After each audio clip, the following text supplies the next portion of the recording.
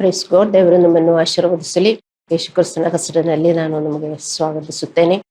ದೇವರ ನಾಮಕ್ಕೆ ಮಹಿಮೆ ಉಂಟಾಗಲಿ. ನಮ್ಮ ಇಂದಿನ ಸಂದೇಶದ ಶೀರ್ಷಿಕೆ, ದೇವರ ಆಶೀರ್ವಾದಗಳನ್ನು ನೀವು ಏಕೆ ಕಳೆದುಕೊಳ್ಳುತ್ತೀರಿ ಎಂದು ತಿಳಿಯಿರಿ.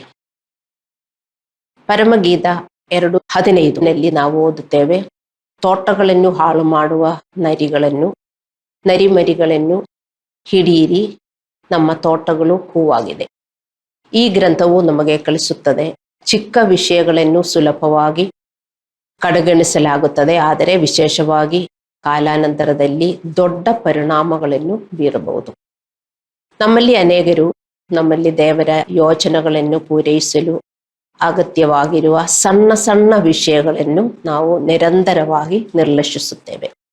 ಯಾರಾದರೂ ಚಿಕ್ಕ ಕೆಲಸವನ್ನು ಸರಿಯಾಗಿ ನಿಭಾಯಿಸಲಿಲ್ಲದಿದ್ದರೆ ಅವರು ದೊಡ್ಡ ವಿಷಯಕ್ಕೆ ಬಡ್ಡಿ ಪಡೆಯುತ್ತಾರೆ. ನೀವೇ ಯೋಚಿಸಿ.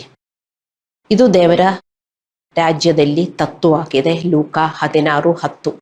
ಯಾವನು ಸ್ವಲ್ಪವಾದದರಲ್ಲಿ ನಂಬಿಗಸ್ತನಾಗಿರುವನೋ ಅವನು ಬಹಳವಾದದರಲ್ಲಿಯೂ ನಂಬಿಗಸ್ತನಾಗಿದ್ದಾನೆ. ಯಾವನು ಸ್ವಲ್ಪವಾದದರಲ್ಲಿ ಅನ್ಯಾಯಗಾರನಾಗಿದ್ದಾನೋ ಅವನು ಬಹಳವಾದದರಲ್ಲಿಯೂ ಅನ್ಯಾಯಗಾರನಾಗಿದ್ದಾನೆ. ಇಲ್ಲಿ ಯೇಸುದೇವರು ನಮಗೆ ಏನು ಕಲಿಸುತ್ತಾರೆ ಅಂದರೆ, ಚಿಕ್ಕ ವಿಷಯದಲ್ಲಿ ಒಬ್ಬನು ಹೇಗೆ ಮಾಡುತ್ತಾನೆ, ಅದನ್ನು ಹೆಚ್ಚಿನದನ್ನು ಹೇಗೆ ಮಾಡುತ್ತಾನೆ ಎಂಬುದರ ಸ್ಪಷ್ಟ ಸೂಚಕವಾಗಿದೆ.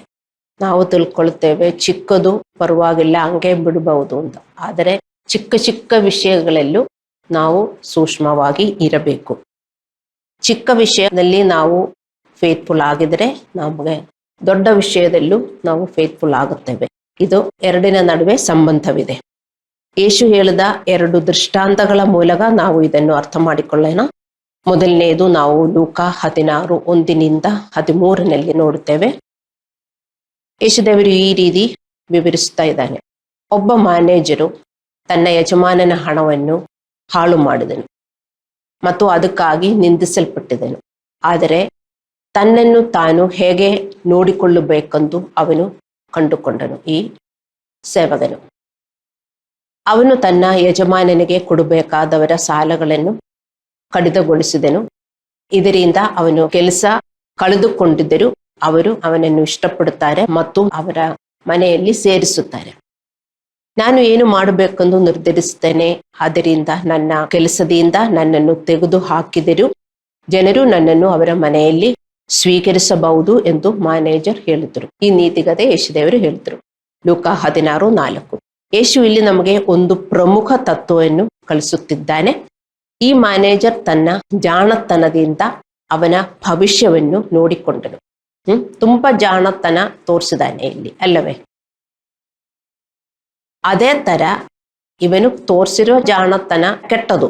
ನಾವು ತೋರಿಸಿರುವುದು ಕೆಟ್ಟದಲ್ಲ, ನಾವು ಅದರಿಂದ ಬುದ್ಧಿವಂತರಾಗಿ ನಾವು ಇದರಿಂದ ಕಲಿತ್ಕೋಬೇಕು. ಯೇಸು ಇಲ್ಲಿ ನಮಗೆ ಏನು ಪ್ರಮುಖ ತತ್ವವನ್ನು ಕಲಿಸುತ್ತಿದ್ದಾರೆ ಅಂದರೆ, ಈ ಮ್ಯಾನೇಜರ್ ತನ್ನ ಜಾಣತನದ ಮೂಲಕ ಅವನ ಭವಿಷ್ಯವನ್ನು ನೋಡಿಕೊಂಡನು. ಲೂಕ 16:9 ಯೇಸುದೇವರು ಹೇಳಿದರು, ನಾನು ನಿಮಗೆ ಹೇಳುವುದೇನೆಂದರೆ, ಅನ್ಯಾಯದ ಧನದಿಂದ ನಿಮಗೆ ಸ್ನೇಹಿತರನ್ನು ಮಾಡಿಕೊಳ್ಳಿ. ಅದು ನಿಮ್ಮನ್ನು ಬಿಟ್ಟು ಹೋದಾಗ ಅವರು ನಿಮ್ಮನ್ನು ನಿತ್ಯವಾದ ನಿವಾಸಗಳಲ್ಲಿ ಸೇರಿಸಿಕೊಳ್ಳುವವರು. ನನ್ನಿಂದ ಸೂಕ್ಷ್ಮವಾಗಿ ನೀವು ಅರ್ಥ ಮಾಡಿಕೊಳ್ಳಬೇಕು ಇದೇನು ಅಂತ. ಯೇಸುದೇವರು ಹೇಳುತ್ತಾರೆ, ಅನ್ಯಾಯದ ಸಂಪತ್ತಿನಿಂದ ಸ್ನೇಹಿತರನ್ನು ಮಾಡಿಕೊಳ್ಳಿ, ಇದರಿಂದ ಅವರು ನಿಮ್ಮನ್ನು ಶಾಶ್ವತ ನಿವಾಸದಲ್ಲಿ ಅಂದರೆ ಸ್ವರ್ಗದಲ್ಲಿ ಸ್ವೀಕರಿಸುತ್ತಾರೆ ಅಂತ. ಜೀಸಸ್ ಈ ಪ್ರಪಂಚದ ಧನವನ್ನು ಅನ್ಯಾಯದ ಸಂಪತ್ತು ಎಂದು ಹೆಸರಿಸುತ್ತಾನೆ. ಏಕೆಂದರೆ ಈ ಪ್ರಪಂಚದ ಸಂಪತ್ತು ನಿಜವಲ್ಲ. ಪ್ರಪಂಚದ ಸಂಪತ್ತು ನಾವೆಷ್ಟು ಮಾಡಿದರೂ ನಾವು ಅದೆಲ್ಲ ಇಲ್ಲಿ ಬಿಟ್ಟು ಹೋಗಬೇಕಾಗತ್ತೆ, ಅಲ್ಲವೇ? ನಾವು ಒಂದಿನ ಖಂಡಿತ ಸಾಯುತ್ತೇವೆ. ಸಾಯುವಾಗ ನಾವು ಈ ಸೇರಿಸಿರುವುದೆಲ್ಲ ನಮ್ಗೆ ಎತ್ಕೊಂಡು ಹೋಗಕ್ಕಾಗಲ್ಲ. ಇಲ್ಲಿ ಇದ್ದಾಗ ನಾವು ಹಣಕ್ಕೋಸ್ಕರ ಅಣ್ಣ ತಮ್ಮ ಎಲ್ಲರೂ ಜಗಳ ಮಾಡ್ತಾರೆ, ಅಲ್ಲವೇ? ಮತ್ತೆ ಈ ಲೋಕದಲ್ಲಿ ಬೇಕು ನಮಗೆ, ಆದರೆ ಆ ದುಡ್ಡಿನಿಂದ ನಮಗೆ ನೀತಿಯನ್ನು ಮಾಡಬಹುದು. ಅದೇ ಯೇಸುದೇವರು ಹೇಳ್ತಾ ಇದ್ದಾರೆ. ಸದಾಚಾರವೇ ನಿಜವಾದ ಸಂಪತ್ತು. ಸದಾಚಾರವು ನಮಗೆ ಈಗ ಮತ್ತು ನಮ್ಮ ಮರಣದ ನಂತರವೂ ಆಶೀರ್ವಾದಗಳನ್ನು ನೀಡುತ್ತದೆ. ಆದರೆ ನಮ್ಮ ಹಣದಿಂದ ನಾವು ನೀತಿಯನ್ನು ಪಡೆಯಬೇಕು. ನಾವು ಈ ಲೋಕದಲ್ಲಿ ಹಣ ಹೇಗೆ ಸೇರಿಸಬೇಕು ಅಂತ ನಾವು ಯೋಚನೆ ಮಾಡಿ ನಮ್ಮ 24 ಗಂಟೆಗಳು ಅದಕ್ಕೋಸ್ಕರ ನಾವು ಕಳೆದು ಹಣ ಸೇರಿಸುತ್ತೇವೆ ಅಲ್ಲವೇ? ಆದರೆ ಹಣ ನಮಗೆ ಎಲ್ಲ ಕೊಡುವುದಿಲ್ಲ. ನಿಜವಾದ ಸಂಪತ್ತು ದೇವರ ನೀತಿ.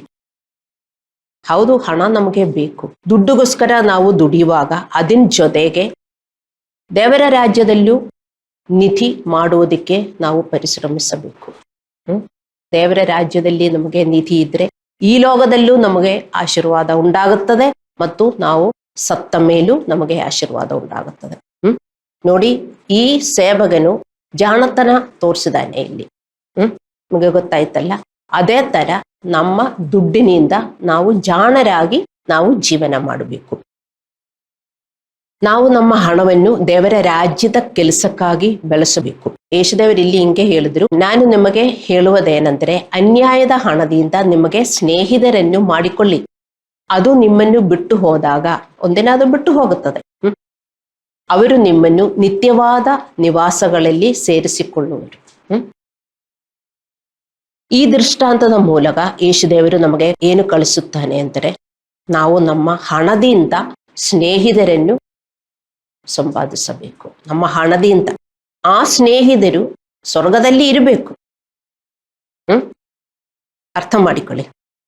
ಆಧ್ಯಾತ್ಮಿಕ ಜೀವನದಲ್ಲಿ ನಮಗೆ ಸ್ನೇಹಿತರುಂಟಾಗಬೇಕು. ಈ ಲೋಕದಲ್ಲಿ ನಿಮಗೆ ಸ್ನೇಹಿತರಿದ್ದಾರೆ ಅಲ್ಲವೇ? ಯಾರೂ ಇಲ್ಲ ಯಾರಿಗೂ. ವಯಸ್ಸಾದಾಗ ಸ್ನೇಹಿತರೆಲ್ಲ ಬಿಟ್ಟು ಹೋಗ್ತಾರೆ. ಆದರೂ ನಮಗೆ ಬೇಕಾಗಿರೋದು ಇರ್ತಾರೆ. ಚಿಕ್ಕ ವಯಸ್ಸಲ್ಲಿ ತುಂಬಾ ಸ್ನೇಹಿತರೆಲ್ಲ ಇದ್ರು, ಆದರೆ ವಯಸ್ಸಾದಾಗ ಅವರ ಯಾರು ಇರುವುದೇ ಇಲ್ಲ. ನಮಗೆ ಸ್ನೇಹಿತರಿರಬೇಕು ಅಲ್ಲವೇ? ಆಧ್ಯಾತ್ಮಿಕ ಜೀವನದಲ್ಲೂ ನಮಗೆ ಸ್ನೇಹಿತರಿರಬೇಕು. ಅವರನ್ನು ಮಾಡಿಕೊಳ್ಳಿ ಅಂತ ಯೇಸುದೇವರು ಹೇಳ್ತಾರೆ. ಯಾರೇ ಆಗಬೇಕು ಈ ಸ್ನೇಹಿತರು? ನೋಡಿ, ಈ ಲೋಕದಲ್ಲಿ ನಿಮಗೆ ಗೊತ್ತು, ಚಿಕ್ಕ ವಯಸ್ಸಿಂದ ಎಷ್ಟೊಂದು ಸ್ನೇಹಿತರು ನಿಮಗಿದ್ರು. ಅವರೆಲ್ಲ ಎಲ್ಲಿ ಇದ್ದಾರೆ? ಹೀಗೆ ಆದರೂ ವಾಟ್ಸಪ್ ಗ್ರೂಪ್ ಅಲ್ಲಿ ಇದ್ರು ಅವ್ರಿಗೇನಾದ್ರೂ ಒಳ್ಳೆ ಆ ಹಳೆ ಪ್ರೀತಿ ಇದೆಯಾ? ಇಲ್ಲ. ಅವರು ಮತ್ತೆ ಮೆಸೇಜ್ ಮಾಡುತ್ತಾರೆ ಅಷ್ಟೇ ಅಲ್ಲವೇ? ನಮಗೆ ಯಾವಾಗಲೂ ನಮ್ಮ ಜೊತೆಗೆ ನಮಗೆ ಸ್ನೇಹಿತರಿರಬೇಕು. ಅದೇ ಆತ್ಮೀಯ ಸ್ನೇಹಿತರು. ಆತ್ಮೀಯ ಸ್ನೇಹಿತರು ಯಾವತ್ತೂ ನಮ್ಮನ್ನು ಬಿಟ್ಟು ಹೋಗುವುದಿಲ್ಲ. ಅರ್ಥ ಮಾಡಿಕೊಳ್ಳಿ. ಅವರನ್ನೇ ನೀವು ಸೇರಿಸಬೇಕು ಅಂತ ದೇವರು ಹೇಳ್ತಾರೆ. ಈ ಸ್ನೇಹಿತರು ಯಾರು? ಆತ್ಮೀಯ ಜೀವನದಲ್ಲಿ ಇರುವ ಸ್ನೇಹಿತರು ಯಾರು? ವಿನಮ್ರ ಮತ್ತು ಶ್ರಮಶೀಲ ವಿಶ್ವಾಸಿಗಳು. ದೇವರ ವಿರುದ್ಧ ಇರುವ ಬಡವರಿಗೆ ನಾವು ಹಣ ಕೊಡಬೇಕೆ? ಯೇಸುದೇವರು ಹೇಳಿದರು, ಈ ಲೋಕದಲ್ಲಿ ಇರುವ ನಿಮ್ಮ ಸಂಪತ್ತು ಕೊಟ್ಟು ನಿಮ್ಮ ಸ್ನೇಹಿತರನ್ನು ಸೇರಿಸಿ ಅಂತ. ನಾವು ಬಡವರಿಗೆ ದುಡ್ಡು ಕೊಡುತ್ತೇವೆ. ಯಾರಿಗೂ ನಾವು ದುಡ್ಡು ಕೊಡಬೇಕು ಅಂತ ಈ ನೀತಿಕತೆಯಲ್ಲಿ ಬರೆದಿದೆ. ವಿನಮ್ರ ಮತ್ತು ಶ್ರಮಶೀಲ ವಿಶ್ವಾಸಿಗಳು ಅವರೇ ನಮ್ಮ ಸ್ನೇಹಿತರಾಗಿರಬೇಕು. ದೇವರ ವಿರುದ್ಧ ಇರುವ ಬಡವರಿಗೆ ನಾವು ಹಣ ಕೊಡಬೇಕೆ? ಅಥವಾ ದೇವರಿಗೆ ವಿಧೇಯರಾಗಿ ಜೀವಿಸಲು ಬಂಡಾಯವೆತ್ತಿರುವ ಬಡ ವಿಶ್ವಾಸಿಗಳಿಗೆ ನಾವು ನಮ್ಮ ದುಡ್ಡು ಕೊಟ್ಟು ಸಹಾಯ ಮಾಡಬೇಕೆ? ನೀವೇ ಯೋಚಿಸಬೇಕು. ಈ ಲೋಕದಲ್ಲಿ ತುಂಬಾ ಬಡವರಿದ್ದಾರೆ, ಆದರೆ ಅವರಿಗೆ ಸುವಿಶೇಷ ಹೇಳಿದರೆ ಅವರಿಗೆ ಬೇಡ.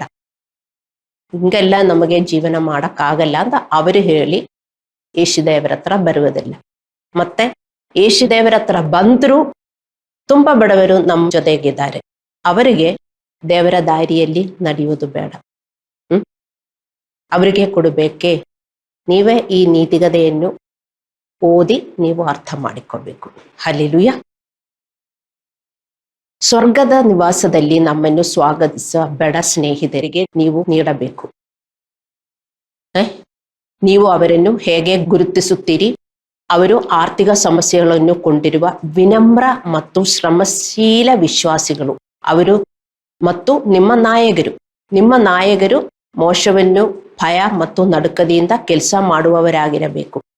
ರೋಮಪುರದವರಿಗೆ 12:16 ಹೇಳುತ್ತದೆ, ಒಬ್ಬರಿಗೊಬ್ಬರು ಒಂದೇ ಮನಸ್ಸುಳ್ಳವರಾಗಿ ದೊಡ್ಡಸ್ತಿಗ ಮೇಲೆ ಮನಸ್ಸಿಡದೆ ದೀನರ ಸಂಕಟ ಬೆಳಕೆಯಾಗಿರಿ. ನಿಮ್ಮನ್ನು ನೀವೇ ಬುದ್ಧಿವಂತರೆಂದು ಭಾವಿಸಿಕೊಳ್ಳಬೇಡ್ರಿ. ದೀನರ ಸಂಗಡ ನಿಮಗೆ ಫ್ರೆಂಡ್ಶಿಪ್ ಉಂಟಾಗಬೇಕು. ಯಾರು ದೀನರು? ವಿನಮ್ರರು.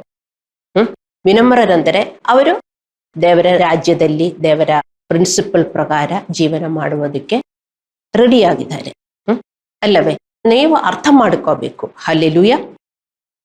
ಮತ್ತೆ ಈ ಕೆಳಗಿನ ಗ್ರಂಥಗಳನ್ನು ನೀವು ಓದಬೇಕು. ಓದಿದರೆ ನಿಮಗೆ ಗೊತ್ತಾಗತ್ತೆ ಯಾರಿಗೆ ನೀವು ಹಣ ಕೊಡಬೇಕು ಅಂತ. ಹಣ ಕೊಟ್ಟು ನಿಮಗೆ ಸ್ನೇಹಿತರು ಉಂಟಾಗಬೇಕು ಅಂತ ದೇವರ ರಾಜ್ಯದಲ್ಲಿ ಒಂದು ತತ್ವ ಇದೆ. ಅರ್ಥವಾಯ್ತೆ? ಅಂದರೆ ಬನ್ನಿ ನಾನು ಹಣ ಕೊಡ್ತೀನಿ ನನ್ನ ಸ್ನೇಹಿತನಾಗಿ, ಹಂಗಲ್ಲ. ಅಂದ್ರೆ ಅವರಿಗೆ ಆರ್ಥಿಕ ಕೊರತೆ ಇದೆ. ನೀವು ಹೋಗಿ ಸಹಾಯ ಮಾಡಬೇಕು. ಅವರು ದೇವರ ದಾರಿಯಲ್ಲಿ ನಡೆಯುವವರಾಗಿರಬೇಕು. ಈ ವಾಕ್ಯಗಳು ನೀವು ಓದಿದರೆ ಅರ್ಥವಾಗುತ್ತದೆ. ರೋಮಪುರದವರಿಗೆ 12:13, ಗಲಾತ್ಯದವರಿಗೆ 6:6 ಮತ್ತು 10, ಮೊದಲನೇ ತಿಮೋತಿನಿಗೆ 5:17, 18 ಮತ್ತು ಮೊದಲನೇ ಕೊರಿಂಥದವರಿಗೆ 9:11, 14, ಫಿಲಿಪ್ಪಿಯದವರಿಗೆ 4:17-19, ಲೂಕ 6:32, ಎಸೇಕೆಲಿಗೆ 44:30.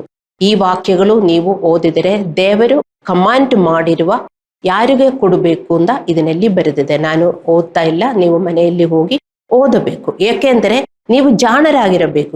ದೇವರೇನು ಹೇಳಿದ್ರು, ಈ ಲೋಕದ ಸಂಪತ್ತು ನಿಜವಾದ ಸಂಪತ್ತಲ್ಲ, ಅನ್ಯಾಯ ಸಂಪತ್ತು ಅಂತ ದೇವರು ಹೇಳಿದರು. ನಿಮ್ಮ ಅನ್ಯಾಯದ ಸಂಪತ್ತಿನಿಂದ ಸ್ನೇಹಿತರನ್ನು ನೀವು ಮಾಡಿಕೊಳ್ಳಿ.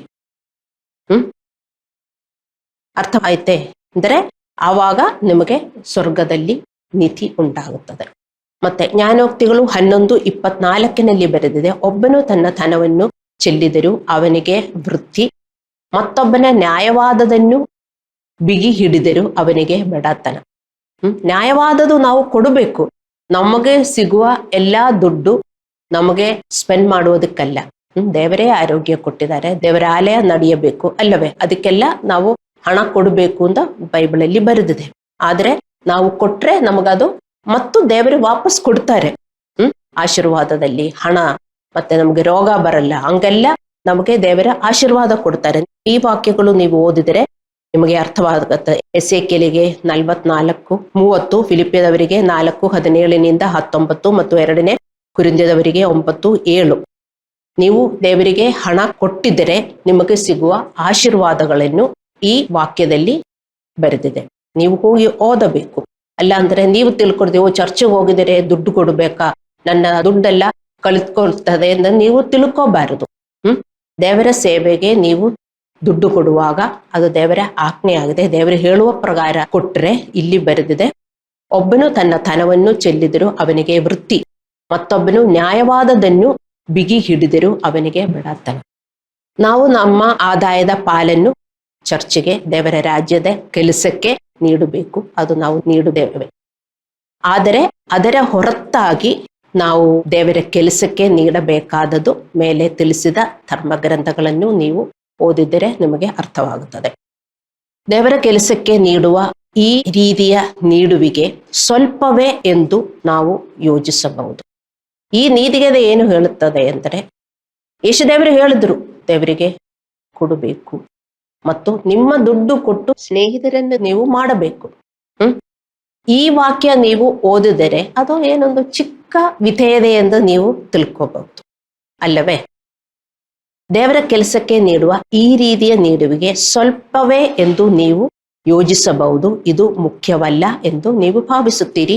ಆದರೆ ಇದು ನ್ಯಾಯವಾದದ್ದು. ದೇವರು ಹೇಳಿದಂತೆ ನಾವು ಕೊಡದಿದ್ದರೆ ನಷ್ಟ ನಾವು ಅನುಭವಿಸುತ್ತೇವೆ. ಈ ರೀತಿಯ ದಾನದ ಮೂಲಕ ಯೇಸು ನಮಗೆ ಕಳಿಸುತ್ತಿರುವ ಇನ್ನೊಂದು ಅಂಶವೆಂದರೆ ಲೂಕ 16:11. ಇದರಲ್ಲಿ ಯೇಸುದೇವರು ಹೇಳಿದ್ರು, ಅನ್ಯಾಯದ ಧನದ ವಿಷಯದಲ್ಲಿ ನೀವು ನಂಬಿಗಸ್ತರಾಗಲಿಲ್ಲದಿದ್ದರೆ ನಿಜವಾದ ಧನವನ್ನು ನಿಮಗೆ ಯಾರು ಕೊಟ್ಟಾರು? ದೇವರಿಗೆ ಎಲ್ಲದಲ್ಲೂ ಆಜ್ಞೆಗಳಿದೆ. ಒಬ್ರಿಗೊಬ್ರು ಪ್ರೀತಿ ಮಾಡುವುದಕ್ಕೆ ಆಜ್ಞೆ ಇದೆ. ಎಲ್ಲದಲ್ಲೂ ದೇವರಿಗೆ ಆಜ್ಞೆ ಇದೆ. ನಮ್ಮ ಸಂಪತ್ತಿಗೂ ದೇವರಿಗೆ ಆಜ್ಞೆ ಇದೆ. ಇಲ್ಲಿ ದೇವರು ಹೇಳ್ತಾ ಇದ್ದಾರೆ, ಅನ್ಯಾಯದ ಧನದ ವಿಷಯದಲ್ಲಿ ನೀವು ನಂಬಿಗಸ್ತರಾಗಲಿಲ್ಲದಿದ್ದರೆ ನಿಜವಾದ ಧನವನ್ನು ನಿಮ್ಮ ವಶಕ್ಕೆ ಯಾರು ಕೊಟ್ಟಾರು? ಏನು ನಿಜವಾದ ಧನ? ನೀತಿ, ದೇವರ ರಾಜ್ಯ, ಸ್ವರ್ಗಕ್ಕೆ ಸೇರುವುದು. If you are not faithful in your wealth, you will not get the real wealth, that is righteousness in this world and eternal life. ನೀವು ಅರ್ಥ ಮಾಡ್ಕೋಬೇಕು ಈ ನೀತಿ ಕಥೆಯಿಂದ. ಅದರ ಅರ್ಥ, ದೇವರ ರಾಜ್ಯದ ಕೆಲಸಕ್ಕಾಗಿ ನೀವು ನಿಮ್ಮ ಹಣವನ್ನು ನೀಡದಿದ್ದರೆ ನೀವು ಎಂದಿಗೂ ಸ್ವರ್ಗದಲ್ಲಿ ನಿಧಿಯನ್ನು ಮಾಡಲು ಸಾಧ್ಯವಿಲ್ಲ ಎಂದು ದೇವರು ಹೇಳುತ್ತಾರೆ. ನೀವು ಈ ವಾಕ್ಯ ಓದಿದರೆ 2 ಕೊರಿಂಥದವರಿಗೆ 9:7-8 ಓದಿದರೆ ಕೊಡುವುದರಿಂದ ಏನು ಸಿಗುತ್ತದೆ ಅಂತ ನಿಮಗೆ ಅರ್ಥವಾಗುತ್ತದೆ. Grace will abound in you. ನಮಗೆ ಗ್ರೇಸ್ ಸಿಗುತ್ತದೆ, ಅದರಿಂದ ನಮಗೆ ಶಕ್ತಿ ಸಿಗುತ್ತದೆ, ನಮಗೆ ನೀತಿಯನ್ನು ಮಾಡಬಹುದು. ಸೊ ಈ ವಾಕ್ಯಗಳೆಲ್ಲ ನೀವು ಶ್ರದ್ಧೆಯಿಂದ ಹೋಗಿ ಓದಬೇಕು. ಮತ್ತೆ ಯೇಸುದೇವರು ಈ ನೀತಿಕತೆ ಯಾಕೆ ಕಲಿಸಿದೆ ಅಂದ್ರೆ ಇಲ್ಲೇ ಬರೆದಿದೆ, ಅನ್ಯಾಯದ ತನದ ವಿಷಯದಲ್ಲಿ ನೀವು ನಂಬಿಗಸ್ತರಾಗಲಿಲ್ಲದಿದ್ದರೆ. ಅಂದರೆ ಇದು ನಾವು ಅಷ್ಟು ನನ್ನ ಹತ್ರ ದುಡ್ಡಿಲ್ಲ, ನನಗೂ ಕೊಡಕ್ಕಾಗಲ್ಲ, ಅಲ್ಲಾಂದ್ರೆ ಚರ್ಚ್ಗೆ ಯಾಕೆ ದುಡ್ಡು ಬೇಕು, ಅಲ್ಲಾಂದ್ರೆ ಇನ್ನೊಬ್ಬರಿಗೆ ಯಾಕೆ ದುಡ್ಡು ಬೇಕು, ನಾವು ಕ್ವಶನ್ ಮಾಡುತ್ತೇವೆ. ಕೊಡಲಿಲ್ಲ ಅಂದ್ರೂ ಪರವಾಗಿಲ್ಲ ಅಂತ ನಾವು ತಿಳ್ಕೊಳ್ತೇವೆ. ಆದರೆ ನಮಗೆ ಬೇರೆದಕ್ಕೆಲ್ಲ ದುಡ್ಡಿದೆ. ಸ್ವಿಗ್ಗಿಯಲ್ಲಿ ಆರ್ಡರ್ ಮಾಡಿನೇ ಫುಡ್ ಮನೆಯಲ್ಲಿ ತರುವುದು. ಏನು ಇಲ್ಲದಿದ್ದರೆ ಇಮ್ಮಿಡಿಯೇಟ್ಲಿ ಮೊಬೈಲ್ ಇದೆಯಲ್ಲ. ಆದರೆ ಚರ್ಚ್ಗೆ ಬಂದರೆ ಕಾಣಿಕೆ ಕೊಡುವುದಕ್ಕೆ ದುಡ್ಡಿಲ್ಲ ಅಂತ ಹೇಳ್ತಾರೆ ಅಲ್ಲವೇ? ಹಂಗೆ ತುಂಬಾ ವಿಶ್ವಾಸಿಗಳು ಹಂಗೆ ಜೀವನ ಮಾಡುತ್ತಾರೆ. ಅವರಿಗೆ ಇರುವ ಪಾಠ ಇದು. ದೇವರ ರಾಜ್ಯ ಈ ಲೋಕದಲ್ಲಿ ಅಭಿವೃದ್ಧಿ ಉಂಟಾಗಬೇಕಂದರೆ ಅದಕ್ಕೆ ದುಡ್ಡು ಬೇಕು ಅಲ್ಲವೇ? ಚರ್ಚ್ ನಡೆಸೋದಕ್ಕೆ ದುಡ್ಡು ಬೇಕು. ಯಾರು ಕೊಡುವವರು? ಚರ್ಚಲ್ಲಿ ಬರುವವರು. ಅದು ನೀವು ಅರ್ಥ ಮಾಡಿಕೊಳ್ಬೇಕು. ದೇವರ ಮೇಲೆ ಪ್ರೀತಿ ಇಟ್ಟು ದೇವರ ಕೆಲಸಕ್ಕೆ ನಾನು ಕೊಡ್ತಾ ಇದ್ದೀನಿ ಅಂತ ನೀವು ಕೊಟ್ಟಿದ್ರೆ ನಿಮಗೆ ಅಭಿವೃದ್ಧಿ ಉಂಟಾಗುತ್ತದೆ. ಇಲ್ಲದಿದ್ದರೆ ಏನು ನಾನು ಕೊಡುವ ಅವಶ್ಯಕತೆ ಇಲ್ಲ, ಆ ಚರ್ಚ್ಗೆ ತುಂಬಾ ದುಡ್ಡಿದೆ, ಅಲ್ಲಾಂದ್ರೆ ಅವರಿಗೆ ತುಂಬಾ ದುಡ್ಡಿದೆ ಎಂದು ನೀವು ತಿಳ್ಕೊಂಡ್ರೆ ಯು ಆರ್ ಡಿಸೊಬೇಯಿಂಗ್ ದಿಸ್ ಅಲ್ಲವೇ? So if you are disobedient in little, ಹಣ ನಿಮಗೆ ನಿಜವಾದ ಧನವನ್ನು ನಿಮ್ಮ ವಶಕ್ಕೆ ಯಾರು ಕೊಟ್ಟಾರೋ ಅಂತ ಯೇಸುದೇವರು ಹೇಳುದು. ಇದೇ ಒಂದು ಮೊದಲನೇ ನೀತಿಕತೆ. 2ನೇ ನೀತಿಕತೆ ನಾವು ಮತ್ತಾಯ 25:14-30 ನಾವು ನೋಡುತ್ತೇವೆ. ಇದು ಸ್ವಲ್ಪ ಮತ್ತು ಹೆಚ್ಚು. ಅಂದರೆ ನಾವು ಸ್ವಲ್ಪ ಅಂತ ತಿಳ್ಕೊಂಡು ಬಿಟ್ಬಿಡ್ತೇವೆ. ಅದು ಮಾಡಲಿಲ್ಲ ಅಂದರೂ ಪರವಾಗಿಲ್ಲ ಅಂತ ನಾವು ತಿಳ್ಕೊಂಡು ಬಿಟ್ಬಿಡ್ತೇವೆ. ಅದಿನ ಬಗ್ಗೆನೆ ಈ 2 ನೀತಿಕತೆ ನೀವು ಅರ್ಥ ಮಾಡ್ಕೋಬೇಕು. ಬೇರೆ ಎಲ್ಲ ತುಂಬಾ ದೊಡ್ಡದು. ಅಯ್ಯೋ ನಾನು ಆರಾಧನೆ ಮಾಡಬೇಕು, ನಾನು ಉಪವಾಸ ಮಾಡಬೇಕು, ನಾನು ಪ್ರಾರ್ಥನೆ ಮಾಡಬೇಕು, ಚರ್ಚ್ಗೆ ಹೋಗ್ಬೇಕು, ಅಲ್ಲಾಂದ್ರೆ ಬೈಬಲ್ ಓದಬೇಕು, ಇದೆಲ್ಲಾನೇ ವಿಶ್ವಾಸಿಗಳ ವಿಧೆ ಇದೆ. ಬೇರೆ ಏನೂ ಇಲ್ಲ ವಿಧೆ ಇದೆ. ನಾನು ಸೆಲ್ಫ್ ಕಂಟ್ರೋಲ್ ಮಾಡಿ ಇನ್ನೊಬ್ಬರನ್ನು ಪ್ರೀತಿ ಮಾಡಬೇಕು ಅಂದೆಲ್ಲ ವಿಧೇಯತೆ ಇಲ್ಲ ತುಂಬಾ ಜನರಿಗೆ. ಇದೆಲ್ಲ ದೊಡ್ಡದು. ಅಯ್ಯೋ ನಾನು ಉಪವಾಸ ಮಾಡಲಿಲ್ಲ, ನಾನು ಪ್ರಾರ್ಥನೆ ಮಾಡಲಿಲ್ಲ, ನಾನು 1 hour ಪ್ರಾರ್ಥನೆ ಮಾಡಬೇಕಾಯ್ತು, ಇವತ್ತು ಪ್ರಾರ್ಥನೆ ಮಾಡಲಿಲ್ಲ. ಮತ್ತೆ ಹಣ ಬಗ್ಗೆ ಬಂದ್ರೆ ಏನು ಕೊಡುವುದಿಲ್ಲ. ಮತ್ತು ಇನ್ನೊಂದು ನೀತಿಕತೆ, ದೇವರ ಸೇವೆ ಮಾಡುವ ನೀತಿಕತೆ ಮೂಲಕ ನಮಗೆ ದೇವರು ಕಳಿಸುತ್ತಿದ್ದಾನೆ. ಮತ್ತಾಯ 25:14-15 ವಾಕ್ಯದಲ್ಲಿ ಯೇಸುದೇವರಿಗೆ ಹೇಳಿದ್ರು, ಪರಲೋಕ ರಾಜ್ಯವು ದೂರ ದೇಶಕ್ಕೆ ಪ್ರಯಾಣ ಮಾಡುವ ಒಬ್ಬ ಮನುಷ್ಯನು ತನ್ನ ಸ್ವಂತ ಸೇವಕರನ್ನು ಕರೆದು ಅವನಿಗೆ ತನ್ನ ಆಸ್ತಿಯನ್ನು ಒಪ್ಪಿಸಿದಂತೆ ಇದೆ. ಅರ್ಥ ಮಾಡಿಕೊಳ್ಳಿ. ದೇವರ ಸೇವೆ ಮಾಡುವುದು ಏನು ಚಿಕ್ಕ ವಿಷಯ, ನಾನು ಮಾಡಲಿಲ್ಲ ಅಂದ್ರೆ ಪರವಾಗಿಲ್ಲ ಅಂತ ತುಂಬಾ ವಿಶ್ವಾಸಿಗಳು, ತುಂಬಾ ಅಲ್ಲ 95% ವಿಶ್ವಾಸಿಗಳು ತಿಳ್ಕೊಳ್ತಾರೆ. ಒಂದು ಹಣ ತುಂಬಾ ಜನ ಕೊಡ್ತಾರೆ, ಬಟ್ ತುಂಬಾ ಜನ ಕೊಡುವುದಿಲ್ಲ. ಅವರೇನು ತಿಳ್ಕೊಳ್ತಾರೆ, ಇಲ್ಲ ನನಗೂ ತುಂಬಾ ಸಾಲ ಇದೆ, ಮತ್ತೆ ಅಲ್ಲ ಅಂದ್ರೆ ತುಂಬಾ ಅದಿದೆ, ರೆಂಟ್ ಕೊಡಕ್ಕೆ ದುಡ್ಡಿಲ್ಲ, ಅವ್ರಿಗೆಲ್ಲ ಕಮ್ಮಿ ಆಗಿರುವುದು ಅವರು ಚೆನ್ನಾಗಿ ದೇವರಿಗೆ ಕೊಡ್ತಾ ಇಲ್ಲ. ಅದಕ್ಕೆ ಅದು ಅರ್ಥ ಮಾಡ್ಕೋಬೇಕು. ಇನ್ನೊಂದು, ಪಾಸ್ಟರ್ ಯಾವಾಗಲೂ ಬೋಧಿಸುತ್ತಾರೆ ಎಲ್ಲರೂ ದೇವರ ಸೇವೆ ಮಾಡಬೇಕು, ಬರೀ ಪಾಸ್ಟರ್ ಇಲ್ಲಿ ನಿಂತ್ಕೊಂಡು ಮಾಡುವುದಲ್ಲ, ಎಲ್ಲರೂ ದೇವರ ಸೇವೆ ಮಾಡಬೇಕು. ಆದರೆ ವಿಶ್ವಾಸಿಗಳು ಯಾರು ದೇವರ ಸೇವೆ ಮಾಡುವುದಿಲ್ಲ. ಸೊ ಅದಕ್ಕೆ ಅದ ಸ್ವಲ್ಪ ಎಂದು ತಿಳ್ಕೊಳ್ತಾರೆ. ಸೊ ಇಲ್ಲಿ ಒಂದು ಮನುಷ್ಯನು ತನ್ನ ಸ್ವಂತ ಸೇವಕರನ್ನು ಕರೆದು ಅವರಿಗೆ ಆ ಮನುಷ್ಯನ ಆಸ್ತಿಯನ್ನು ಒಪ್ಪಿಸಿಕೊಟ್ಟಿದ್ದಾನೆ. ಮತ್ತೆ ಅವರೆಲ್ಲೋ ದೂರ ದೇಶಕ್ಕೆ ಎಲ್ಲಿ ಹೋಗಿದ್ದಾರೆ ನಮಗೂ ಗೊತ್ತಿಲ್ಲ, ಎಲ್ಲೋ ದೂರ ದೇಶಕ್ಕೆ ಅವರು ಹೋಗಿದ್ದಾರೆ. ಒಬ್ಬ ಸೇವಕನಿಗೆ 5 ತಾಲಂತುಗಳು, ಇನ್ನೊಬ್ಬರಿಗೆ 2 ಮತ್ತು 3ನೇ ಸೇವಕನಿಗೆ 1 ತಾಲಂತು ನೀಡಲಾಯಿತು. ಮೊದಲ 2 ಸೇವಕರು ಅವರು ಕೊಟ್ಟದಕ್ಕಿಂತ ದುಪ್ಪಟ್ಟು ಮಾಡಿದರು. 3ನೇ ಸೇವಕನು ತನಗೆ ಸಿಕ್ಕಿದ್ದನ್ನು ಏನನ್ನೂ ಮಾಡಲಿಲ್ಲ. ಮೊದಲ 2 ಸೇವಕರಿಗೆ ಯಜಮಾನನು ಈ ಮಾತುಗಳನ್ನು ಹೇಳಿದನು. ಮತ್ತಾಯ 25:23. ನಂಬಿಗಸ್ತನಾದ ಒಳ್ಳೆಯ ಸೇವಕನೇ, ಒಳ್ಳೆಯದನ್ನು ಮಾಡಿದ್ದಿ, ಸ್ವಲ್ಪವಾದವುಗಳಲ್ಲಿ ನೀನು ನಂಬಿಗಸ್ತನಾಗಿದ್ದರಿಂದ ನಾನು ನಿನ್ನನ್ನು ಬಹಳವಾದವುಗಳ ಮೇಲೆ ಅಧಿಕಾರಿಯನ್ನಾಗಿ ನೇಮಿಸುವೆನು. ನೀನು ನನ್ನ ಯಜಮಾನನ ಸಂತೋಷದಲ್ಲಿ ಪ್ರವೇಶಿಸು ಎಂದು ಅಂತನು. ಅರ್ಥವಾಯ್ತಲ್ಲ? ಈ ದೃಷ್ಟಾಂತದ ಅರ್ಥವೇನೆಂದರೆ, ಯೇಸು ಈ ಲೋಕದಿಂದ ಹೊರಡುವ ಮೊದಲು ಅವನು ತನ್ನ ರಾಜ್ಯದ ಕೆಲಸವನ್ನು ತನ್ನ ಶಿಷ್ಯರಿಗೆ ಕೊಟ್ಟನು. ನೀತಿಕತೆಯಲ್ಲಿ ಒಬ್ಬ ಮನುಷ್ಯ ಎಲ್ಲೋ ದೂರ ದೇಶಕ್ಕೆ ಹೋಗಿದ್ದಾನೆ, ಮತ್ತೆ ಸೇವಕರನ್ನು ಕರೆದು ಅವನ ಆಸ್ತಿಯನ್ನು ಒಬ್ರಿಗೊಬ್ಬೊಬ್ರು ಕೊಟ್ಟಿದೆ. ಒಬ್ರಿಗೆ 5 ತಾಲಂತು, ಇನ್ನೊಬ್ರಿಗೂ 3, 2 ಅಂಕೆ ಕೊಟ್ಟಿದ್ದಾರೆ. ಅದು ಏನು ಯೇಸುದೇವರು ಹೇಳುತ್ತಾ ಇದ್ದಾರೆ ಅಂದ್ರೆ, ಯೇಸುದೇವರು ಸ್ವರ್ಗಕ್ಕೆ ಹೋಗಕ್ ಮುಂಚೆ ತನ್ನ ಶಿಷ್ಯರನ್ನೆಲ್ಲ ಕರೆದು, ಅಂದರೆ ಶಿಷ್ಯರಂದ್ರೆ ನೀವು ನಾವು, ಅವರ ತಾಲಂತುಗಳು ಕೊಟ್ಟಿದ್ದಾರೆ. ತನ್ನ ರಾಜ್ಯದ ಕಾರ್ಯವನ್ನು ತನ್ನ ಶಿಷ್ಯರಿಗೆ ಕೊಟ್ಟಿದನು. ಅವರು ಯಾರು? ಅವರು ಈ ಕೆಲಸವನ್ನು ಅವನ ಚರ್ಚ್ ಅಂದರೆ ನಿಮಗೆ ಮತ್ತು ನನಗೆ ನೀಡಲಾಗಿದೆ. ನಾವೆಲ್ಲರೂ ದೇವರ ಸೇವೆ ಮಾಡಲು ಆತ್ಮದ ಉಡುಗೊರೆಗಳನ್ನು ಪಡೆದಿದ್ದೇವೆ. ನಮ್ಮ ಜವಾಬ್ದಾರಿ ವಿಭಿನ್ನವಾಗಿದೆ. ನಮ್ಮ ಉಡುಗೊರೆಯೊಂದಿಗೆ ದೇವರ ಸೇವೆ ಮಾಡಲು ಅದೇ ನಮ್ಮ ಆಶೀರ್ವಾದ. ಆದರೆ ನಮ್ಮಲ್ಲಿ ಅನೇಕರು ದೇವರ ಸೇವೆ ಮಾಡುವುದಿಲ್ಲ. ಈ ಚರ್ಚ್ಗಳೆಲ್ಲ ನಿಲ್ಲುವುದು ದೇವರ ಸೇವೆ ಮಾಡುವ ಒಂದು 5% ವಿಶ್ವಾಸಿಗಳಿಂದ. 95% ವಿಶ್ವಾಸಿಗಳು ಜಸ್ಟ್ ಅವರು ಬರ್ತಾರೆ, ಹೋಗ್ತಾರೆ. ಅವರು ಚರ್ಚ್ಗೋಸ್ಕರ ಪ್ರಾರ್ಥನೆ ಮಾಡುವುದಿಲ್ಲ, ಪಾಸ್ಟರ್ಗೋಸ್ಕರ ಪ್ರಾರ್ಥನೆ ಮಾಡುವುದಿಲ್ಲ, ಆ ಪ್ರಾರ್ಥನೆ ಸೇವೆಯನ್ನು ಅವರು ಮಾಡುವುದಿಲ್ಲ. ತುಂಬಾ ಜನ, ನೀವು ಹಂಗೆ ಇರಬಾರದು. ಅರ್ಥ ಮಾಡಿಕೊಳ್ಳಿ. ಸೊ ನಮ್ಮಲ್ಲಿ ಅನೇಕರು ದೇವರ ಸೇವೆ ಮಾಡುವುದಿಲ್ಲ ಮತ್ತು ಇದನ್ನು ಕನಿಷ್ಠ ಮತ್ತು ಮುಖ್ಯವಲ್ಲ ಎಂದು ಪರಿಗಣಿಸ್ತಾರೆ, ಅಲ್ಲವೇ? ಇದಕ್ಕೇನು ಇಂಪಾರ್ಟೆನ್ಸ್ ಇಲ್ಲ. ನಾನು ಯಾಕೆ ದೇವರ ಕೆಲಸ ಮಾಡಬೇಕು, ಅಲ್ಲವೇ? ಅದಕ್ಕೆಲ್ವಾ ನೀವು ಮಾಡುವುದಿಲ್ಲ? ನೀವು ಚರ್ಚ್ಗೂ ಬರ್ತೀರಿ, ಆದ್ರೆ ಚರ್ಚ್ಗೂ ಬರಬಾರದು. Why do you come to church? You are thinking serving God with your talent is the least thing, it is unimportant ಅಂತ ನೀವು ಯೋಚನೆ ಮಾಡ್ತೀರಿ, ಅಲ್ಲವೇ? ಆದರೆ ಸೇವೆ ಮಾಡದ ಸೇವಕನಿಗೆ ಯಜಮಾನನು ಹೀಗೆ ಹೇಳಿದನು. ಮತ್ತಾಯ 25:30.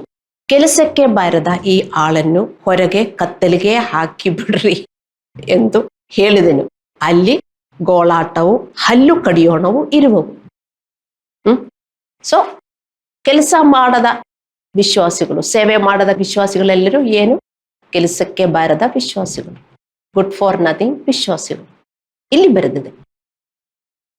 ಬಹುಪಾಲು ವಿಶ್ವಾಸಿಗಳು ದೇವರ ಸೇವೆಯನ್ನು ಸಣ್ಣ ವಿಷಯ, ಸಣ್ಣ ವಿಧೇಯತೆ ಎಂದು ಭಾವಿಸುತ್ತಾರೆ, ಅಲ್ಲವೇ? ನೀವೇ ನೋಡಿ, ನಾನು ಯಾವಾಗಲೂ ನಿಮಗೆ ನನ್ನ ಉದಾಹರಣೆ ನಾನು ನಿಮಗೆ ಕೊಡ್ತಾ ಇದ್ದೀನಿ. ನಾನು ಯಾಕೆ ಇಲ್ಲಿ ನಿಲ್ಲಬೇಕು? ನನಗೆ ಈ ಲೋಕದಲ್ಲಿ ಕೆಲಸ ಸಿಗುವುದಿಲ್ಲ, ನಾನು ನನ್ನ ಈ ಲೋಕದಲ್ಲಿ ಇರುವ ಕೆಲಸ ಬಿಟ್ಟು ನಾನಿದು ಮಾಡ್ತಾ ಇದ್ದೀನಿ, ನಾನು ಯಾಕೆ ಮಾಡಬೇಕು? ಬೈಬಲಲ್ಲಿ ಏನು ಹೇಳಿದೆ? ನಿಮ್ಮ ನಾಯಕನ ವಿಶ್ವಾಸವನ್ನು ಫಾಲೋ ಮಾಡಿ ಅಂತ. ನಾನು ಯಾವಾಗಲೂ ನಿಮಗೆ ಇದೇ ಹೇಳುವುದು. ನಾನೇ ಒಂದು ಉದಾಹರಣೆ. ನಾನು ಎದಕ್ಕೆ ಇಲ್ಲಿ ನಿಂತ್ಕೋಬೇಕು ಹೇಳಿ? ನಾನು ದೇವರ ಸೇವೆ ಮಾಡುವುದು. ನಾನು ಯಾರಿಗೆ ಒಪ್ಪಿಸಿಕೊಳ್ಳಬೇಕು? ದೇವರ ಮಕ್ಕಳೇ, ನನಗೆ ಸೀನಿಯರ್ ಪಾಸ್ಟರ್ ಯಾರಿದ್ದಾರೆ? ನನ್ನ ಸೀನಿಯರ್ ಪಾಸ್ಟರು ದೇವರು. ಒಂದು ಸಂಡೇ ನಾನು ಮಾಡಲ್ಲ ಅಂತ ಹೇಳ್ಬಹುದು, ನಾನು ಹಂಗೆ ಮಾಡಿದೀನ? ನನಗೆಲ್ಲಾದ್ರೂ ಹೋಗ್ಬಹುದು, ನನಗೂ ಹೋಗ್ಬೇಡವ? ಎಲ್ಲಾದ್ರೂ ಊರಿಗೆ ಹೋಗ್ಬೇಡವ? ನನಗೂ ಎಂಜಾಯ್ಮೆಂಟ್ ಬೇಡವ? ನೀವು ನೋಡಿದೀರಾ ಯಾಕೆ ಇದು ಮಾಡುವುದು? ನಾನು ಚರ್ಚಿನಿಂದ ನನಗೇನು ಸಂಬಳ ಇದೆಯಾ? ಇಲ್ಲ, ನನಗೆ ಚರ್ಚಿನಿಂದ ಏನು ಸಂಬಳ ಇಲ್ಲ. ದ ಸರ್ವೀಸು ಯಾರಿಗೂ ಅರ್ಥವಾಗುವುದಿಲ್ಲ. ಅರ್ಥ ಮಾಡಿಕೊಳ್ಳಿ ದೇವರ ಮಕ್ಕಳೇ. ಯಾಕೆಂದರೆ ನನಗೆ ದೇವರು ಉಡುಗೊರೆ ಕೊಟ್ಟಿದ್ದಾರೆ, ಟೀಚ್ ಮಾಡುವುದಕ್ಕೆ ಉಡುಗೊರೆ ಕೊಟ್ಟಿದ್ದಾರೆ, ಬೇರೆ ತುಂಬಾ ಉಡುಗೊರೆಗಳು ದೇವರು ಕೊಟ್ಟಿದ್ದಾರೆ. ಅದು ಏನು? ದೇವರ ರಾಜ್ಯಕ್ಕೋಸ್ಕರ. ದೇವರ ರಾಜ್ಯ ನನ್ನಿಂದ, ನನ್ನ ಉಡುಗೊರೆಯಿಂದ ಅಭಿವೃದ್ಧಿ ಉಂಟಾಗಬೇಕು. ಅದೇ ತರ ನಿಮ್ಮ ಒಬ್ಬೊಬ್ಬರು ಉಡುಗೊರೆಯಿಂದ. Kingdom of God should expand through your gift, that you will think as a least obedience, then you will not be entrusted with much, you will not reach heaven. ಕೆಲಸಕ್ಕೆ ಬಾರದ ಆಳನ್ನು ಇದರಲ್ಲಿ ಬರೆದಿದೆ. ಕೆಲಸಕ್ಕೆ ಬಾರದ ಈ ಆಳನ್ನು ಹೊರಗೆ ಕತ್ತಲಿಗೆ ಹಾಕಿ ಬಿಡ್ರಿ. ಅರ್ಥ ಮಾಡಿಕೊಳ್ಳಿ ದೇವರ ಮಕ್ಕಳೇ. ಪಾಸ್ಟರ್ಸ್ ಎಲ್ಲ ಪುಲ್ಪಿಟ್ಟಲ್ಲಿ ನಿಂತ್ಕೊಳ್ಳುವುದು ಅವ್ರಿಗೆ ಬೇರೆ ಕೆಲಸ ಇಲ್ಲ ಅಂತ ನೀವು ತಿಳ್ಕೋಬಾರದು. ತುಂಬಾ ಪಾಸ್ಟರ್ಸು ಅವ್ರ ಕೆಲಸ ಇನ್ನು ಬಿಟ್ಟು ಬಿಟ್ಟು ದೇವರ ಕೆಲಸ ಮಾಡುತ್ತಾರೆ. ಎದಕ್ಕೆ? ಅರ್ಥ ಮಾಡಿಕೊಳ್ಳಿ. ದೇವರ ಸೇವೆ ಅಂದರೆ ಏನು? ಈ ಲೋಕದಲ್ಲಿ ಇರುವವರಿಗೆ ಒಳ್ಳೆಯದಾಗಬೇಕು, ಅಲ್ಲವೇ? ಅದಕ್ಕೆ ಅವರು ಸೇವೆ ಮಾಡುವುದು. ಅರ್ಥ ಮಾಡಿಕೊಳ್ಳಿ ದೇವರ ಮಕ್ಕಳೇ. ಸೊ ಬಹುಪಾಲು ವಿಶ್ವಾಸಿಗಳು ದೇವರ ಸೇವೆಯನ್ನು ಸಹ ಸಣ್ಣ ವಿಷಯ, ಸಣ್ಣ ವಿಧೇಯತೆ ಎಂದು ಭಾವಿಸಿ ಅವರು ಜೀವನ ಮಾಡುತ್ತಾರೆ. ಅವರು ದೇವರ ರಾಜ್ಯಕ್ಕಾಗಿ ಯಾವುದೇ ಕೆಲಸವನ್ನು ಮಾಡುವುದಿಲ್ಲ, ಅವರು ಸ್ವರ್ಗವನ್ನು ತಲುಪುವುದಿಲ್ಲ. ಇದಕ್ಕಾಗಿ ಯೇಸು ದೇವರು ಈ ದೃಷ್ಟಾಂತವನ್ನು ಕಲಿಸಿದನು. ಈ 2 ದೃಷ್ಟಾಂತ ನೀವು ಹೋಗಿ ಓದಿ. If you are not making friends with your unrighteous mammon, ಇನ್ನೊಂದು, ಮತ್ತು if you are not using your gift to expand the kingdom, you will not reach heaven. ಇದೆರಡು ಸಣ್ಣ ಕೆಲಸ ಎಂದು ನಾವು ತಿಳ್ಕೊಳ್ಳುತ್ತೇವೆ, ಬೇರೆ ಎಲ್ಲ ದೊಡ್ಡ ಕೆಲಸ ಎಂದು even if somebody is thinking ಎಂದು ವಿಶ್ವಾಸಿಗಳು ತಿಳ್ಕೊಳ್ಳುತ್ತಾರೆ. ದೇವರಿಗಾಗಿ ಕೆಲಸ ಮಾಡದ ವಿಶ್ವಾಸಿಗಳು ಕೆಲಸಕ್ಕೆ ಬಾರದ ವಿಶ್ವಾಸಿಗಳಲ್ಲವೇ? ಇದು ಅವರ ಜೀವನದಲ್ಲಿ ಒಂದು ಸಣ್ಣ ಮತ್ತು ಕನಿಷ್ಠ ವಿಷಯ ಎಂದು ಬಹುಪಾಲು ವಿಶ್ವಾಸಿಗಳು ಭಾವಿಸುತ್ತಾರೆ. ಮತ್ತೆ ನೀವು ಹೇಗಿದ್ದೀರಿ? ನೀವು ದೇವರ ಸೇವೆಯಲ್ಲಿ ಗಂಭೀರವಾಗಿದ್ದೀರಾ? ನಿಮ್ಮ ಸೇವೆ ಹೇಗೆ ಇದೆ ದೇವರ ಮಕ್ಕಳೇ? ನಾವು ಡೈಲಿ ದೇವರ ಸೇವೆ ಮಾಡಬೇಕು. ಅದರಲ್ಲಿ ನೀವು ಜಾಗರೂಕರಾಗಿರಬೇಕು. ಅದೊಂದು ಸಣ್ಣ ಕೆಲಸ ಎಂದು ತಿಳ್ಕೊಬಿಟ್ಟು ಬೇರೆ ಎಲ್ಲ ಕೆಲಸಗಳು ನೀವು ಮಾಡುತ್ತೀರಿ, ಮತ್ತೆ ಯಾವುದು ನೀವು ಇಟ್ಬಿಡುವುದು? ದೇವರ ಸೇವೆ. ಹಂಗೆ ಮಾಡಬಾರದು. ದೇವರ ಸೇವೆಗೆ ನೀವು ಫಸ್ಟ್ ಇಂಪಾರ್ಟೆನ್ಸ್. ಇವತ್ತು ನಾನು ದೇವರಿಗೆ ಏನು ಸೇವೆ ಮಾಡಿದೆ? ನನ್ನಿಂದ ದೇವರ ರಾಜ್ಯಕ್ಕೆ ನಾನೇನು ಕೊಟ್ಟೆ? ನೀವು ಡೈಲಿ ಯೋಚನೆ ಮಾಡಬೇಕು. ಟೈಮ್ ಇಲ್ಲ ಅಂತ ಹೇಳುವವರಿಗೆ 24 hours ಅಲ್ಲಿ ಅವರಿಗೋಸ್ಕರ ಆ 24 hours ತಕ್ಕೊಳ್ತಾರೆ, ಅಲ್ಲವೇ? ಮತ್ತೆ ದೇವರ ಕೆಲಸಕ್ಕೆ ಟೈಮ್ ಇಲ್ಲ ಅಂತ ನೀವು ಹೇಳಿದರೆ ಅರ್ಥ ಮಾಡಿಕೊಳ್ಳಿ ನಾನೇನು ಹೇಳ್ತಾ ಇದ್ದೀನಿ ಅಂತ. ದೇವರ ಆಜ್ಞೆಗಳಿಗೆ ನಮ್ಮ ಅವಿಧೇಯತೆ ದ್ರಾಕ್ಷಿ ತೋಟಕ್ಕೆ ಬೆಳೆಗಳನ್ನು ಸಂಪೂರ್ಣವಾಗಿ ನಾಶ ಮಾಡಲು ಪ್ರವೇಶಿಸಿದ ಸಣ್ಣ ನರಿಗಳಂತಿದೆ. ನಾವು ಇಲ್ಲಿ ಸ್ಟಾರ್ಟಿಂಗ್ ಅಲ್ಲಿ ಈ ಗ್ರಂಥ ಓದಿದ್ದೇವೆ, ಪರಮಗೀತ 2:15. ಇದರಲ್ಲಿ ನಾವು ಓದುತ್ತೇವೆ, ತೋಟಗಳನ್ನು ಹಾನಿ ಮಾಡುವ ನರಿಗಳನ್ನು, ನರಿಮರಿಗಳನ್ನು ಹಿಡೀರಿ, ನಿಮ್ಮ ತೋಟಗಳು ಹೂವಾಗಿದೆ. ಅರ್ಥ ಮಾಡಿಕೊಳ್ಳಿ. ಇದು ತೋಟಗಳನ್ನು ಹಾಳು ಮಾಡುವ ನರಿ. ನೀವೊಂದು ಯೋಚನೆ ಮಾಡಿ, ಜಸ್ಟ್ ಇಮ್ಯಾಜಿನ್, ಒಂದು ತೋಟದಲ್ಲಿ ಒಂದು ಚಿಕ್ಕ ನರಿ ಬರ್ತಾ ಇದೆ, ಅಲ್ಲಿ ತುಂಬಾ ಹಣ್ಣುಗಳಿದೆ. ಒಂದು ಚಿಕ್ಕ ನರಿ ಎಂದು ನೀವು ತಿಳ್ಕೊಳ್ತೀರಿ, ಒಂದೊಂದು ಹೂವು ಅಲ್ಲ ಅಂದ್ರೆ ಕಾಯೋ ಅದು ತಿನ್ನುತ್ತದೆ. ನೀವು ತಿಳ್ಕೊಳ್ತೀರಿ ಅದೊಂದು ಚಿಕ್ಕದಲ್ಲ, ಇರ್ಲಿ ಅಂತ. 10 ದಿನ ಬಿಟ್ಟು ಹೋದರೆ ನಿಮ್ಮ ತೋಟದಲ್ಲಿ ಏನೂ ಇರುವುದಿಲ್ಲ. ಫಸ್ಟ್ ಡೇನೆ ನೀವು ಓಡಿಸ್ಬಿಡ್ಬೇಕು. ಪರವಾಗಿಲ್ಲ ತಿನ್ಕೊಂಡು ಹೋಗಿಲಿ ಅಂತ ನೀವು ಹಂಗೆ ಬಿಟ್ರೆ 10 ದಿನ ಆದ್ಮೇಲೆ ನಿಮ್ಮ ತೋಟದಲ್ಲಿ ಏನು ಇರುವುದಿಲ್ಲ ಅಂತ ನೀವು ಅರ್ಥ ಮಾಡ್ಕೋಬೇಕು. ಇಲ್ಲಿ ಏನು ನಮಗೆ ಕಲಿಸೋದು? ನಮ್ಮ ಆಧ್ಯಾತ್ಮಿಕ ದ್ರಾಕ್ಷಿ ತೋಟ ಅಂದರೆ ಮತ್ತು ಬೆಳೆಗಳು ನಮ್ಮಲ್ಲಿ ಬೆಳೆಯಬೇಕಾದ ಸದಾಚಾರ ಮತ್ತು ದೇವರ ಆಶೀರ್ವಾದಗಳು. ನಮ್ಮ ಆಧ್ಯಾತ್ಮಿಕ ತೋಟ ಅಂದ್ರೆ ನಮ್ಮ ಆಧ್ಯಾತ್ಮಿಕ ಜೀವನ. ಅಲ್ಲಿ ಬೆಳೆಯಬೇಕಾದ ಫಲಗಳು ಏನು? ನೀತಿ ಮತ್ತು ದೇವರ ಆಶೀರ್ವಾದಗಳು. ಬರೀ ನೀತಿ ಬೆಳೆದರೆ ಅಲ್ಲ, ನಮ್ಮಲ್ಲಿ ನೀತಿ ಬೆಳೆದರೆ ನಮ್ಮಲ್ಲಿ ಆಶೀರ್ವಾದಗಳು ಬರ್ತದೆ. ಯೇಸುದೇವರು ಯಾಕೆ ನಾವು ನೀತಿಯಲ್ಲಿ ಜೀವನ ಮಾಡಬೇಕು ಅಂತ ಹೇಳ್ತಾ ಇದ್ದಾರೆ? ಆ ನೀತಿಯಿಂದ ಮಾತ್ರ ನಮಗೆ ಆಶೀರ್ವಾದಗಳು ಸಿಗುತ್ತದೆ. ಸೊ ನಮ್ಮ ತೋಟದಲ್ಲಿ ಬೆಳೆಯಬೇಕಾದ್ದು ವಿಧೇಯತೆ ಅಂದರೆ ನೀತಿ ಬೆಳೆಯಬೇಕು ಮತ್ತು ಆಶೀರ್ವಾದಗಳು ಬೆಳೆಯಬೇಕು. ಆದರೆ ಸಣ್ಣ ನರಿಗಳಂತೆ ಸಣ್ಣ ಬೆಳೆಗಳನ್ನು ನಾಶ ಮಾಡಲು ನಾವು ಸಣ್ಣ ಸಣ್ಣ ಅವಿಧೇಯತೆಯನ್ನು ಅನುಮತಿಸುತ್ತೇವೆ. ಸಣ್ಣ ಸಣ್ಣ ಅವಿಧೇಯತೆ. ಚರ್ಚಲ್ಲಿ ಬರುವುದಾದರೂ 10 ನಿಮಿಷ ನೀವು ಲೇಟ್ ಆಗಿ ಬಂದರೆ ಸಣ್ಣ ಅವಿಧೇಯತೆ. ಆ ನರಿಮರಿಗೆ ಏನೋ ತಿನ್ಕೊಂಡು ಹೋಗಿದೆ ಎಂದು ನೀವು ಅರ್ಥ ಮಾಡ್ಕೋಬೇಕು. ನೀವು ತಿಳ್ಕೊಳ್ದೆ ಅದು ಪರವಾಗಿಲ್ಲ. ಒಂದು ದಿನ ಸ್ವಲ್ಪ ಲೇಟಾಗಿ ಬಂದರೂ ಪರವಾಗಿಲ್ಲ, ಅಲ್ಲಾಂದ್ರೆ ಒಂದು ದಿನ ಪ್ರಾರ್ಥನೆ ಮಾಡಲಿಲ್ಲ ಅಂದ್ರೆ ಪರವಾಗಿಲ್ಲ. ಸಣ್ಣದೊಂದು ನೀವು ತಿಳ್ಕೊಳ್ಳಿದ್ರಿ, ನಿಮ್ಮ ದ್ರಾಕ್ಷಿ ತೋಟದಲ್ಲಿ ಒಂದು ನರಿ ಬಂದ್ರೆ ಹೇಗೆ ಅದು ಹಾಳು ಮಾಡುವುದು ಎಂದು ನೀವು ಅರ್ಥ ಮಾಡಿಕೊಳ್ಳಿ. ಅದೇ ತರ ನಮ್ಮ ಚಿಕ್ಕ ಚಿಕ್ಕ ವಿಷಯ ನಾವು ಅನುಮತಿಸಿದ್ರೆ, ನಮ್ಮ ಅವಿಧೇಯತೆಯನ್ನು, ಸಣ್ಣ ಕೋಪ, ಸಣ್ಣ ಕಹಿ, ಸಣ್ಣ ಭಯ, ಸಣ್ಣ ಅನುಮಾನಗಳು, ಸಣ್ಣ ನಿರಾಶೆಗಳು, ಸಣ್ಣ ಕ್ಷಮಿಸಾದಿರುವಿಗೆ ಎಲ್ಲ ಹೃದಯದಲ್ಲಿ ನಾವು ಇಟ್ಕೊಳ್ಳುತ್ತೇವೆ. ಸಣ್ಣದೊಂದು ನಾವು ತಿಳ್ಕೊಳ್ಳುತ್ತೇವೆ. ಹಲ್ಲೆಲೂಯ.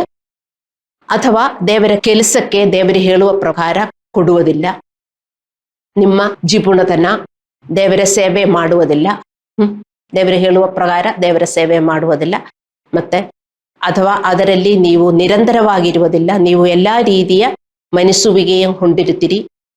ಇವೆಲ್ಲವೂ ಸಣ್ಣ ಅವಿಧೇಯತೆಯನ್ನು ನೀವು ಭಾವಿಸುತ್ತೀರಿ. ಆದರೆ ಅದು ಸಣ್ಣ ಅವಿಧೇಯತೆ ಅಲ್ಲ ಎಂದು ನೀವು ಅರ್ಥ ಮಾಡ್ಕೋಬೇಕು. ಆ ಸಣ್ಣ ಸಣ್ಣ ಅವಿಧೇಯತೆಯಿಂದ ನೀವು ಕಳೆದುಕೊಳ್ಳುವುದು ದೊಡ್ಡದು ಅಂತ ಅರ್ಥ ಮಾಡಿಕೋಬೇಕು ದೇವರ ಮಕ್ಕಳೇ. ಯೇಸುದೇವರು ಏನು ಹೇಳಿದರು? ನೀವು ಚಿಕ್ಕದಲ್ಲಿ ನಂಬಿಗಸ್ತರಾಗಲಿಲ್ಲದಿದ್ದರೆ ನಿಮಗೆ ದೊಡ್ಡದು ಸಿಗುವುದಿಲ್ಲ. ಚಿಕ್ಕದು ಎಲ್ಲ ಚಿಕ್ಕದು ಅಂತ ನೀವು ತಿಳ್ಕೊಳ್ತೀರಿ, ಅದು ಪರ್ವಾಗಿಲ್ಲ, ಅಲ್ಲಾಂದ್ರೆ ಇದು ಪರ್ವಾಗಿಲ್ಲ. ಒಂದಿನ ನಾನು ದೇವರ ಸೇವೆ ಮಾಡಲಿಲ್ಲ, ಯಾವತ್ತೂ ಮಾಡುವುದೇ ಇಲ್ಲ. ಮಾಡುವವರು ಅಲ್ಲಾಂದ್ರೆ ಊರಿಗೆ ಹೋಗಿದೆ, ಅಲ್ಲಾಂದ್ರೆ ತುಂಬಾ ಬಿಸಿ ಇತ್ತು, ಅಲ್ಲಾಂದ್ರೆ ಮನೆಯಲ್ಲಿ ನೆಂಡರಿದ್ರು, ಹಂಗೆಲ್ಲ ನೀವು ಎಕ್ಸ್ಕ್ಯೂಸ್ ಹೇಳಿದರೆ ನಷ್ಟ ನಿಮಗೆ ಸಂಭವಿಸುವುದು. ಇದು ಸಣ್ಣದು, ಅದು ನಿಮಗೆ ಮಾಡಕ್ಕಾಗತ್ತೆ ಎಂದು ನಾವು ಅರ್ಥ ಮಾಡಿಕೋಬೇಕು. ನಮ್ಮ ಹೃದಯದಲ್ಲಾದ್ರೂ ಸಣ್ಣದಾಗಿ ಏನಾದ್ರೂ ಈ ಪಾಪಗಳು ನಿಂತರೆ ತಕ್ಷಣನೇ ನಾವು ಹೊರಗಾಗಬೇಕು. ಆ ಕೆಟ್ಟ ಯೋಜನೆಗಳು, ಭಾವನೆಗಳು ಅದೆಲ್ಲ ಹಂಗೆ ಬರ್ತಾ ಇರ್ತದೆ, ಎಲ್ಲರಿಗೂ ಬರ್ತಾ ಇರ್ತದೆ. ಅದಕ್ಕೆ ನಾವು ಚರ್ಚ್ ಒಟ್ಟಾಗಿ ನಾವು ಒಬ್ರಿಗೊಬ್ರು ಪ್ರಾರ್ಥನೆ ಮಾಡಬೇಕು, ಒಬ್ರಿಗೊಬ್ರು ನಾವು ಶಕ್ತಿ ಕೊಡಬೇಕು. ಹಲ್ಲೆಲೂಯ. ಇದನ್ನು ಹೊರತುಪಡಿಸಿ ಪ್ರತಿದಿನ ಚಿಕ್ಕ ನರಿಗಳಂತೆ ನಾವು ಪ್ರಾರ್ಥನೆ, ಬೈಬಲ್ ಅಧ್ಯಯನ, ದೇವರ ಸೇವೆ ಮಾಡುವುದಲ್ಲಿ ಸೋಮಾರಿತನವನ್ನು ನಾವು ಅನುಮತಿಸುತ್ತೇವೆ ಅಲ್ಲವೇ? ನೀವು ನೋಡಿ, ಚಿಕ್ಕದೊಂದು ನೀವು ತಿಳ್ಕೊಳ್ತೀರಿ, ಆ ಚಿಕ್ಕದು ನೀವು ಇಟ್ಕೋಬಾರದು. ದೇವರು ನೋಡುತ್ತಾ ಇದ್ದಾರೆ. ನಾವು ಚಿಕ್ಕದಲ್ಲಿ ನಂಬಿಗಸ್ತರಾಗಿದ್ದರೆ God is happy. If you are faithful in small things, God is looking at our heart. ದೇವರು ನೋಡುವುದು ನಮ್ಮ ಹೃದಯದಲ್ಲಿ, ನಮ್ಮ ಕೆಲಸದಲ್ಲಿ. ಬೇರೆಯವರು ನೋಡುವುದಿಲ್ಲ, ಪಾಸ್ಟರ್ ನೋಡುವುದಿಲ್ಲ, ಅಲ್ಲಾಂದ್ರೆ ಬೇರೆ ವಿಶ್ವಾಸಿಗಳು ನೋಡುವುದಿಲ್ಲ. ಆದರೆ ನೀವು ಫೇತ್ಫುಲ್ ಆಗಿ ಮಾಡುವ ಒಂದೊಂದು ಚಿಕ್ಕ ಕೆಲಸಗೂ ನಿಮಗೆ ಆಶೀರ್ವಾದ ಸಿಗುತ್ತದೆ, ದೊಡ್ಡ ಆಶೀರ್ವಾದ. ಆದರೆ ನೀವು ಚಿಕ್ಕ ಚಿಕ್ಕ ವಿಷಯದಲ್ಲಿ ನೀವು ಪರವಾಗಿಲ್ಲ ಅಂತ ನೀವು ಬಿಟ್ರೆ ನಿಮಗೆ ದೊಡ್ಡ ಆಶೀರ್ವಾದಗಳನ್ನು ಎಂದಿಗೂ ಸಿಗುವುದಿಲ್ಲ. You may be praying and waiting for big blessings. God's promises are yes and amen. ದೇವರ ಭರವಸೆಗಳು ಹೌದು ಮತ್ತು ಆಮೆನ್. ಆದರೆ ನೀವು ಚಿಕ್ಕದಲ್ಲಿ ನಂಬಿಗಸ್ತರಲ್ಲದಿದ್ದರೆ ನಿಮಗೆ ಅದು ಎಂದಿಗೂ ಸಿಗುವುದಿಲ್ಲ ಎಂದು ನೀವು ಅರ್ಥ ಮಾಡಿಕೋಬೇಕು.